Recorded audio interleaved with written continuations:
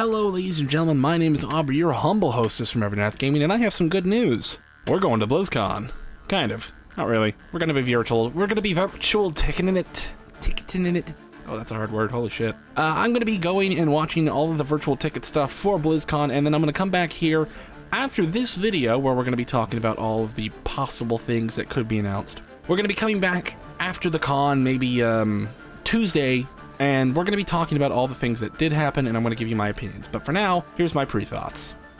So to keep this a nice and concise little video, we're going to just go over some of the finer points of each of the games. So let's start with World of Warcraft, obviously the biggest thing on my channel since I decided to go gaming news for the time being until I get better internet. There have been a couple of things that have come out, like the questionnaires to unactive accounts, asking them why they quit playing World of Warcraft and what Blizzard could do to fix that, as well as the blue post telling people, essentially, manage your expectations and be sure to show up early because I'm assuming Blizzard just wants everyone to stay safe, you know, added metal detectors and baggage checks, make sure everyone's there to have a good time and nothing else. But there are those of us like me who have to sit around with our virtual ticket.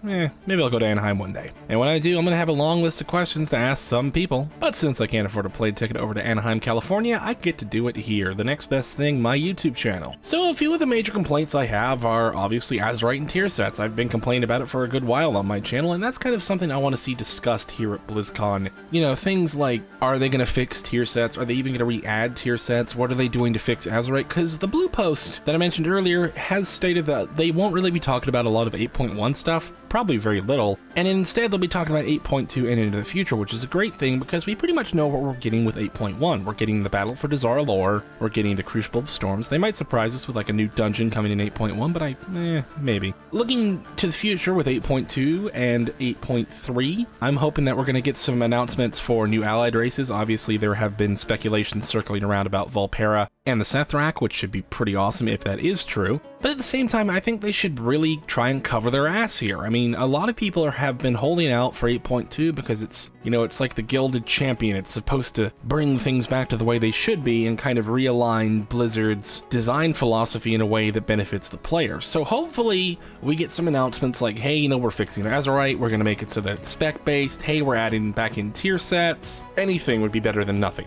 We need something. Now, on top of the things that we're hoping to get involving Azerite and tier sets and allied races, I'm hoping for, you know, a couple of new dungeon announcements, maybe some fixes for Mythic Plus, maybe, hopefully, please announce some changes for shamans, bear druids, shadow priests, and although they are getting a bit of a buff in 8.1, more can be done to fix some of the other specs and other classes that have just been left to the wayside. Speaking of left to the wayside, the hype for Diablo at this year's BlizzCon has been snuffed. Unfortunately, Blizzard took to Twitter to announce that there won't be any major announcements for Diablo this year. Now, this might be because they did say they are working on a lot of projects all throughout the Diablo design team, so maybe Diablo 1 and 2 remasters, maybe something akin to Warhammer Vermintide and Vermintide 2, where we have sort of Left 4 Dead themed Diablo game, maybe something along the lines of, say, a Dark Souls kind of RPG themed Diablo, where you're going through and you have that very methodical, very cautious approach. But what we are getting apparently is a Nintendo Switch announcement for Diablo 3 and a potential Diablo card game.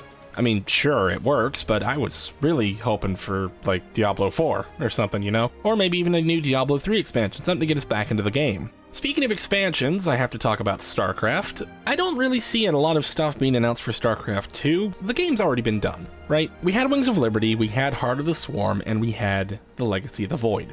It's had its trinity of expansion packs, much like Fallout 4 and Automaton, Far Harbor, and then Nuka World. And the DLCs, especially Legacy of the Void, kind of wrapped up the story. Aemon was defeated, you know, the threat to the galaxy had been dealt with, and really everyone's kind of hunky-dory until someone decides they're power hungry. So we might see a StarCraft 3 announcement. It's highly unlikely, but at the same time we might also see something along the lines of a StarCraft card game. Different strokes for different folks. Speaking of card games, I'm not going to talk about Hearthstone because Hearthstone, unfortunately, I hate to say this, is a bit predictable in how it works. You get a new expansion, it adds new things to the game, and that's really all there is to it, at least in my opinion. It's not something I play at all, so I can't really give you as much of a insight as someone who actually plays the game. Moving on from that sad little bit to Heroes of the Storm. Now, I'm assuming we're going to see some really cool stuff with Heroes of the Storm, maybe some new battlegrounds. I know we just got Mal'Ganis, but maybe we'll see a nice twin hero announcement, kind of like we did with Alexstrasza and Hanzo a while back, maybe about in 2017, I think that was. I would hope that they announce some fixes for some of the things that have been going on, like apparently a lot of people aren't happy with Garden Terror. Haven't really had a lot of time to try that out because I've been really busy with the World of Warcraft stuff, but I'm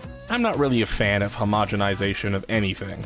Hopefully they announce some new maps. Hopefully they'll even announce a new game mode. That'd be fun. But I really hope that deep down they do announce some kind of fix for the maps that have been homogenized, if you would.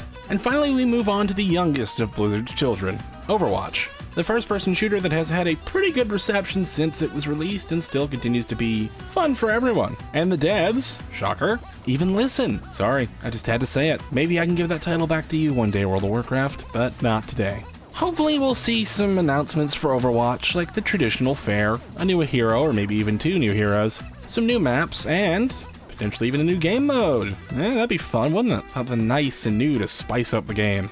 Other than that, though, that's pretty much where I'm going to leave this. I will get back to you all around Tuesday, maybe Wednesday of next week, and kind of give my opinions globally on all of the major things that happened during BlizzCon, and then I'll go into each individual game with its own unique video talking about like the things that I was excited for and the things that are kind of disappointing. So, expect, at least for me, Diablo, World of Warcraft, Heroes of the Storm, and Overwatch in particular. Anyways, going back to that previous statement about the upgraded security measures at Anaheim, please, if you're going there, don't do anything crazy. I know it's exciting. I can only imagine how, exciting it is to actually go and be at BlizzCon and see all your fellow players and people who cosplay in those epic looking costumes that they have poured months of time into. And I know it's exciting and I know it's fun to play test all these things, but be careful, stay safe, make sure you're hydrated and have good food, get a good night's sleep.